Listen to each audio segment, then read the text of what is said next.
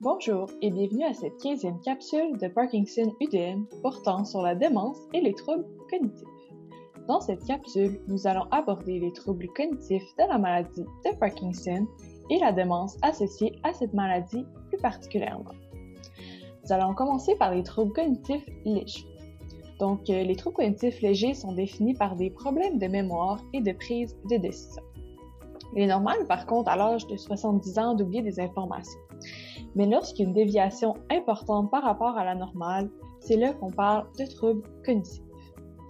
Donc, bien que dérangeants, les troubles cognitifs légers ne viennent pas affecter la routine et le quotidien de la personne touchée.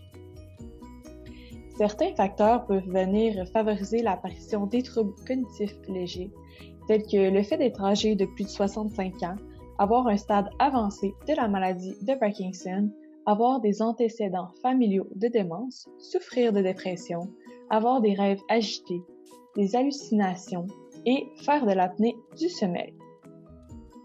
Les troubles cognitifs légers affectent près de 1 patient atteint de la maladie de Parkinson sur 3. Ces troubles, par contre, vont apparaître de manière graduelle, donc normalement sur une période qui s'étend sur plusieurs mois. Il est aussi important de mentionner que ce n'est pas parce qu'un patient a des troubles cognitifs légers qu'il va assurément développer une démence, mais ça reste un grand facteur de risque. Il est possible de prévenir et ou limiter les troubles cognitifs légers. Pour ce faire, il est important de rester actif et indépendant. L'activité physique permet l'augmentation de la taille des régions du cerveau responsables de la mémoire et de la pensée.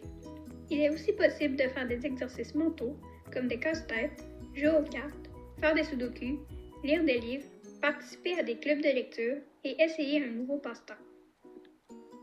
Pour poursuivre, la démence se définit par un déclin lent et progressif des fonctions cognitives ainsi qu'une dégradation de la mémoire, de la pensée, du jugement et de la capacité d'apprentissage. La démence de la maladie de Parkinson se définit quant à elle par la perte progressive de la fonction cognitive, caractérisée par le développement de corps de Lewy, qui est une protéine appelée alpha-synucléine, chez les individus ayant la maladie de Parkinson. La prévalence des personnes ayant la maladie de Parkinson et qui développent la démence parkinsonienne varie entre 20 et 45 %. Celle-ci se manifeste habituellement après l'âge de 70 ans et environ 10 à 15 ans après le diagnostic de la maladie de Parkinson. La démence de la maladie de Parkinson est due à des dépôts anormaux d'une protéine, l'alpha-synucléine, qui se forme à l'intérieur des cellules cérébrales. L'accumulation anormale de cette protéine affecte les messages transmis dans le cerveau.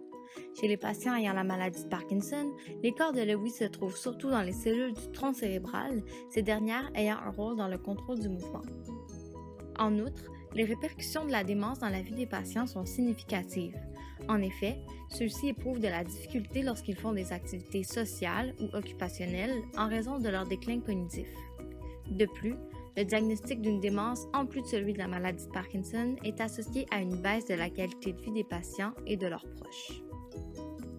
Ainsi, cibler les facteurs de risque de la démence de la maladie de Parkinson serait essentiel pour avoir un diagnostic précoce. C'était tout pour la capsule d'aujourd'hui. Merci pour votre écoute. N'hésitez pas à vous abonner à notre chaîne YouTube ainsi qu'à notre page Facebook pour ne pas manquer les prochaines capsules Parkinson UDM.